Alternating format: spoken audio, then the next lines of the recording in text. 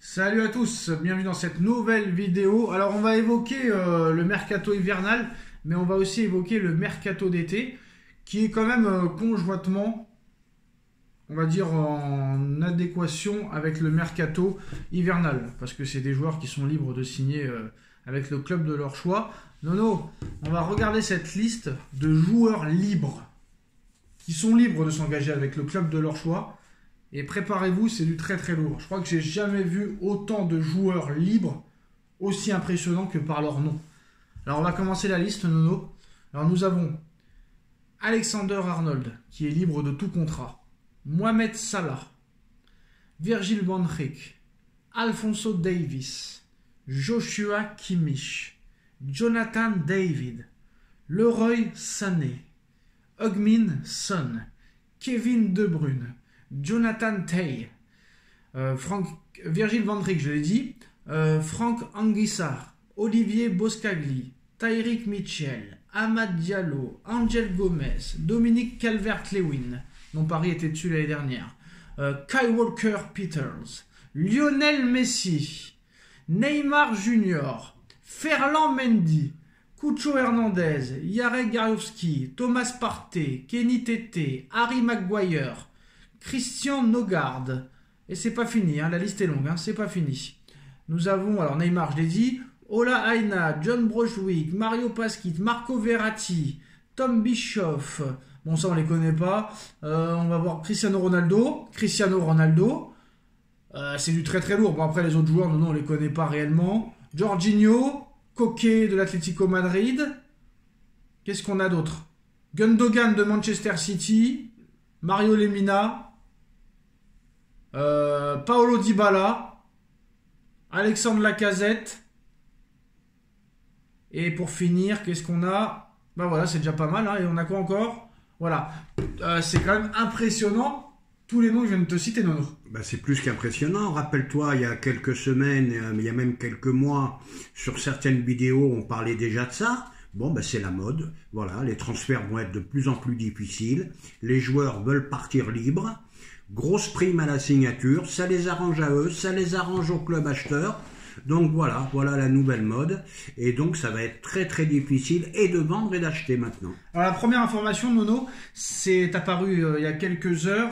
Le Paris Saint-Germain a formulé une offre salariale à Mohamed Salah totalement folle. 500 000 € par semaine, Nono, sur 3 ans. Alors que Liverpool lui propose 400 000 € par semaine sur 2 ans. Donc Paris lui propose 1 an de plus que Liverpool et 100 000 € de plus par semaine. 500 000 par semaine, Nono, si je me trompe pas, si je suis bon en maths, ça fait 2 millions d'euros par mois. Ce qui fait 24 millions d'euros par saison. C'est l'offre qui a été transmise à Mohamed Salah. Est-ce qu'ils ont bien fait ou est-ce que c'est vraiment trop pour un joueur de 33 ans qui, pour rappel, fait la meilleure saison de sa carrière à l'heure actuelle, hein, 20 buts, 14 passes décisifs, en tête avec Liverpool en première ligue, en tête du classement de Ligue des Champions, demi-finale de Coupe de la Ligue avec Liverpool. S'il continue comme ça, il n'y aura pas de doute qu'il sera Ballon d'Or. Est-ce qu'ils ont fait une bonne offre? Parce qu'elle est au-dessus de celle de Liverpool, sachant que Liverpool a fait presque la même offre, hein, 100 000 d'écart. Est-ce que Paris a raison de faire ça? Absolument. Moi, je suis entièrement d'accord avec cette proposition. Pourquoi? Parce que là, on n'est plus... Allez, je vais être un peu marrant. C'est une offre qui reste raisonnable. Alors, ça va faire rire beaucoup de gens. 500 000 par semaine, raisonnable? Oui, mais attends, on n'est plus dans les 48 millions Messi, 40 millions Neymar. 24 millions quand même par an, hein? Ben 24, c'est ce qu'il vaut. Au jour d'aujourd'hui, c'est ce qu'il vaut. Au moins, Salah, t'es sûr que lui, il va mouiller le maillot. Salah, il va marquer des buts. Salah, il va courir comme un dératé. Et je pense qu'il a 3 ans dans les jambes. Alors, sur toute la liste que je t'ai dit, là, est-ce qu'il y a un nom qui t'intéresserait, comme Kevin De Bruyne, Alexander-Arnold, des joueurs comme ça, bon pas Neymar, pas Ronaldo, même s'il y a une information, hein, il y a une information sur Ronaldo comme quoi Paris était rentré en négociation avec Ronaldo, c'était une fake news, hein.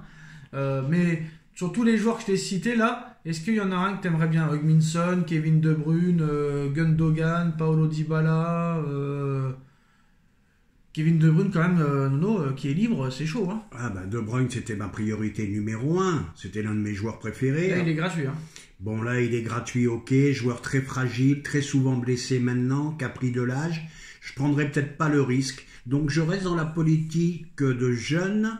On va rester sur Alphonso Davies. Alors, Alphonso Davies ou Jonathan David? Ah, faut pas confondre. Ouais. Jonathan, il n'est pas encore en haut de l'affiche. En tout cas, il fait une bonne saison avec Lille. Il fait une bonne saison. Alors, en tant qu'arrière gauche, pour remplacer Nuno Mendes qui veut partir et quitter le Paris Saint-Germain. Oui, tout à fait. Alphonso Davies serait la recrue idéale. Idéal. Bon, ben, Nuno Mendes, encore un gâchis, encore un truc mal travaillé, incompréhensible. Ça, il aurait dû avoir une revalorisation salariale depuis longtemps. Qu'est-ce qu'on attend? Qu'il arrive à la fin de son contrat pour commencer à bouger? Et ben voilà, encore une fois. Mais ils aiment bien l'avoir dans le cul, les dirigeants du PSG. Alors regarde Nono, hein, pourtant, c'est marrant parce que là, bon, ça a été démenti apparemment. C'est une fake news, mais regarde, le journaliste, et je te le dis devant toi, et je le montrerai à l'image, Cristiano Ronaldo et le Paris Saint-Germain sont en discussion. Et c'est un gars qui s'appelle Pedro en Espagne, qui a quand même, Nono, sur X, Twitter, 127 000 abonnés. Donc c'est quand même quelqu'un à prendre au sérieux.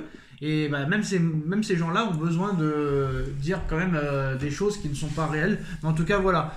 Cristiano Ronaldo et le Paris Saint-Germain, selon lui, j'ai bien dit selon lui, sont en discussion, mais ça a été démenti quelques heures après.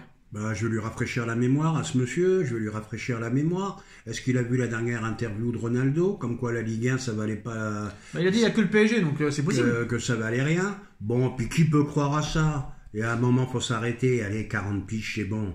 Ça va. Ah, il veut continuer jusqu'à 41, il a dit. Ah oui, 41, oui. Mais 41, ça dépend dans quel championnat. En Arabie Saoudite, je pense qu'il peut les faire. Mais dans un championnat dur, même comme la Ligue 1, il va souffrir. Donc Ronaldo au PSG, tu crois pas une seule seconde? Pas une seule seconde. Même pas un seul centième? Même pas un centime. Alors, on continue sur le dossier Dani Olmo. Toujours pas d'avancée sur ce dossier. Apparemment, Tebas a laissé un délai jusqu'au 3 janvier pour les inscrire. Et si jamais Olmo n'est pas inscrit, bah, il ne jouera plus au Barça et devra quitter le Barça pour trouver un autre club. Mais le problème, c'est que le Barça le laisserait partir libre, parce qu'il est libre de tout contrat à l'heure actuelle. Comment ça va finir ce dossier Dani Olmo? Bah, cette histoire-là, moi, j'y comprends rien du tout. Il a été acheté 55 millions et d'un seul coup, on peut pas le faire jouer. Ouais, parce qu'ils n'ont pas d'oseille. Bon, parce que la Liga espagnole est très très dure et la fédération pareil. Donc les deux sont copains. Donc voilà, Olmo, bah, tu peux pas être homologué. Et là, ça pose un gros problème. Pas mal le jeu de mots là. Dani Olmo ne peut pas être homologué. Pas mal. Eh oui. Donc voilà, je me rappelle plus de l'autre joueur, comment il s'appelle, qui est pas homologué non plus. Donc voilà. C'est vrai qu'il y a deux joueurs qui sont pas homologués. Oui, le deuxième, je me rappelle plus de son nom, mais c'est pas grave. Donc voilà, Laporta, président bidon, qui a pas une thune, qui vend tous les bijoux de famille. Bon, ben voilà. Je pense que lui, il va faire pire que Bartomeu. Je m'excuse si j'ai mal prononcé. C'est bien ça. Lui, il va faire pire que Bartomeu, à mon avis, et il va mettre le Barça... il a tout vendu, le mec. Il a tout vendu, l'espace VIP, le machin, le truc, tous les bijoux de famille, 25% des droits télé, ou je sais pas combien. Le mec, c'est un truc de ouf. Il va les mettre dans un état pas possible. Alors, Kolo Muani est la priorité apparemment du nouveau coach de l'AC Milan, Sergio Conceição. Le problème, c'est le prix, 60 millions demandés par le Paris Saint-Germain. C'est compliqué. Donc voilà, pareil pour Skriniar. Alors Skriniar, c'est intéressant, il était proche de Galatasaray. Il y a le Borussia Dortmund qui est intéressé aussi, Nono. Paris demande 30 millions d'euros pour Skriniar, mission impossible. Ils sont gourmands. Paris est très gourmand. Bon, ils ont le droit aussi de faire des bonnes affaires, c'est très rare. Mais 30 millions, je pense que c'est beaucoup. Alors une chose intéressante, on finira là-dessus, Kipembe a été appelé dans le groupe de PSG Monaco dimanche. Est-ce qu'il va donner sa chance à Kipembe ? Lui donner sa chance, j'en sais rien. L'appeler dans le groupe, bon, bah, ça évite encore quelques polémiques. On verra la semaine d'après. Bon, bah écoute, un trophée des champions qui va se jouer au Qatar là-bas. Ça va intéresser qui ? Pas grand monde, à mon avis. Voilà. Et puis ça peut être le premier titre de la saison. Et ça va être un match compliqué en plus de ça. Ça va être un match compliqué, les allers-retours à des milliers de kilomètres. Après, tu reviens en France, il fait moins 10. C'est pas très très bon pour les préparations, ça. Alors, une info qui vient de tomber, Nono, c'est assez intéressant parce que ça parle quand même d'un ancien grand club français. Alors, c'est improbable mais vrai. Le duo Jacques-Henri Hérault, l'ancien président de Marseille, et Oliver Kahn, l'ancienne légende, gardien allemand du Bayern de Munich, sont intéressés par le rachat des Girondins de Bordeaux. Ce n'est pas une blague.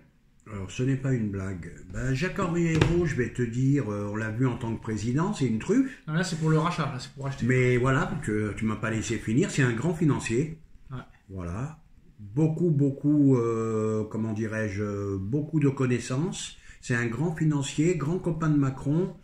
Je crois qu'ils étaient dans la même promotion à l'ENA, les deux. Donc, voilà, bah, oui, pourquoi pas. D'ailleurs, Macron qui veut être président de la FIFA en 2027 et se représenter en tant que candidat président en 2032. Qu'est-ce que t'en penses? Ouais, je dis Manu, il est temps d'arrêter. Faut pas faire le match de trop. Président de la FIFA, tu crois? Président de la FIFA, ça serait ridicule. Tu peux pas passer président de la République à président de la FIFA. Je sais pas qui c'est qui a sorti ça. Ah bah c'est lui. Bon, bah écoute, je l'ai pas entendu. Ah bah si, c'est lui. Il veut être président de la FIFA en 2027 et après se représenter en tant que président de la République en 2032. Voilà. Bon, bah écoute. C'est lui qui l'a dit lui-même. Attention Manu, faut pas faire le combat de trop. Voilà. Et Manchester United veut prêter Anthony cet hiver. Est-ce que ça pourrait être un joueur intéressant pour Paris? Moi, je l'aurais bien essayé. Moi, je l'aurais bien essayé. Jeune, international brésilien quand même, qui a du ballon dans les jambes. Bon, bah, de toute façon, c'est le cimetière des vedettes là-bas, Manchester United. C'est un cimetière. Il n'y en a pas un qui arrive. Voilà, regarde Rashford, regarde machin, regarde Pierre, regarde Paul. Donc, ça aurait peut-être été un petit truc intéressant. Ils vont peut-être essayer Jacques. Pourquoi pas? Tchuss. À tchuss.